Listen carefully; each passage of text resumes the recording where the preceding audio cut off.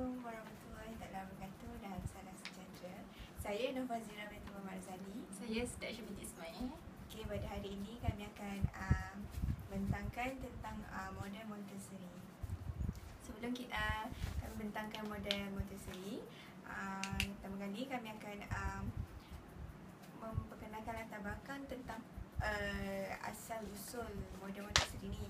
Model Montessori ni berasal daripada Maria Montessori. Beliau lahir pada 31 Ogos 1870 di Chiaravale, Itali. Beliau meninggal pada 6 Mei 1952, iaitu pada umur 81 tahun di Netherlands. Selain itu, beliau tinggal di Netherlands, nationality Italian, dan mendapat pendidikan di University of Rome La Sapienza Medical School. Pekerjaan beliau adalah pakar perubatan dan pendidik, dan beliau dikenali sebagai pengasas kaedah Montessori dalam pendidikan.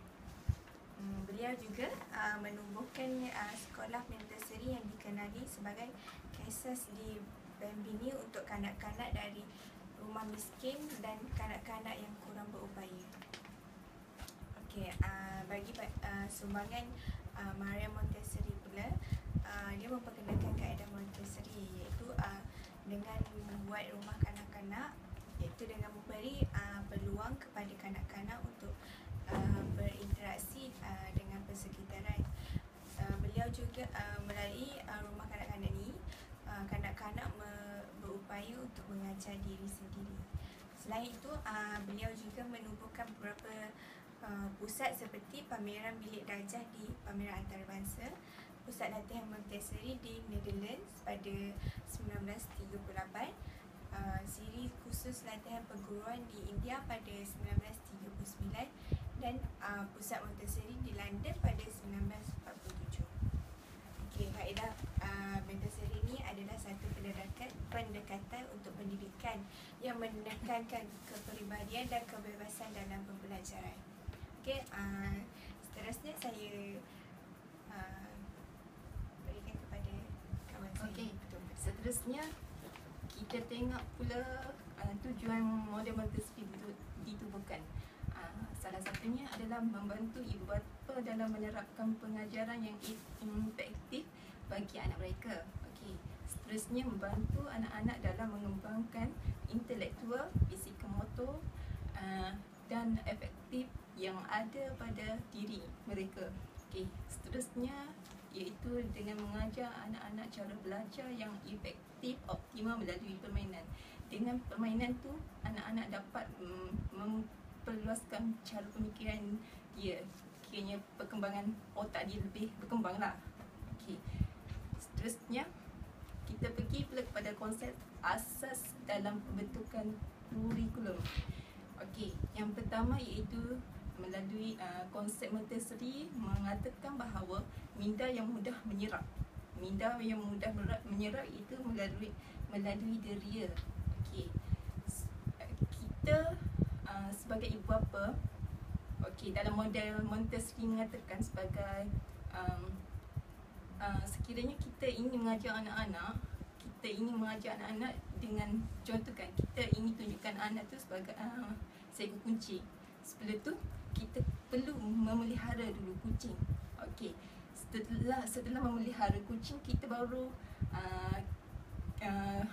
dapat menerangkan kepada anak-anak bahawa itu adalah kucing. Okey, seterusnya melalui persekitaran yang tersedia. Persekitaran yang lengkap dengan pelbagai bahan dan menyokong pembentukan konsep dan pengetahuan, iaitu anak-anak memerlukan persekitaran yang luas untuk mereka belajar. Okey, dengan persekitaran yang luas dapat memberi mereka lebih aktif dalam pembelajaran.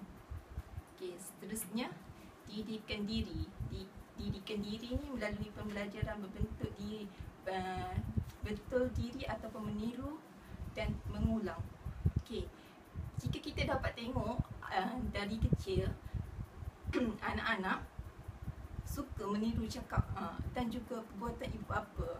Contohnya jika ibu kita menyebut mama, anak-anak kecil akan mengulangi perbuatan kita, akan menyebut semula perkataan itu. Seperti contohnya mama, mama, mama, dia akan mengulangi apa yang ibu dia ajar. Okey. Seterusnya melalui bahan pembelajaran. Bahan pembelajaran pula kita dapat lihat dari segi guru hanya menunjukkan cara yang betul bagaimana mereka menggunakan bahan tersebut selepas kanak-kanak memilih aktiviti pembelajaran secara bebas dan sukarela. Okey.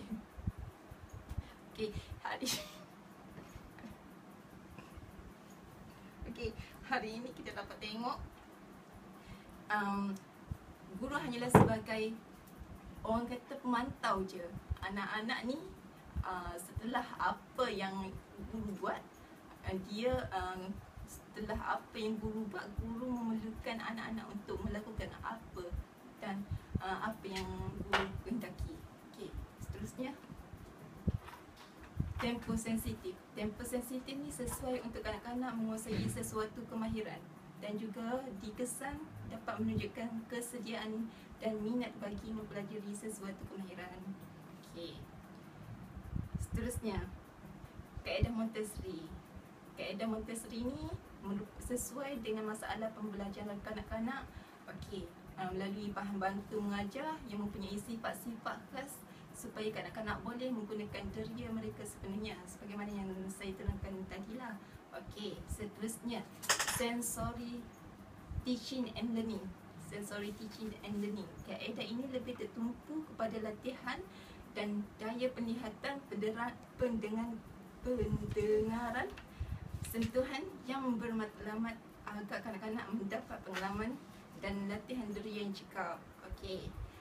Dan seterusnya melalui tingkah laku kanak-kanak merupakan satu usaha untuk mempelajari mengenai persekitaran dengan menggunakan tangan mereka. Seterusnya rumusan. Kesimpulannya, model Montessori ini seperti yang dikatakan tadi, pendekatan untuk pendidikan yang menekankan kepribadian dan kebebasan dalam pembelajaran. Sebagai contoh, di sekolah tadika, kalau yang menggunakan model Montessori ini, dia akan membiarkan pelajar untuk memilih apa yang mereka ingin belajar.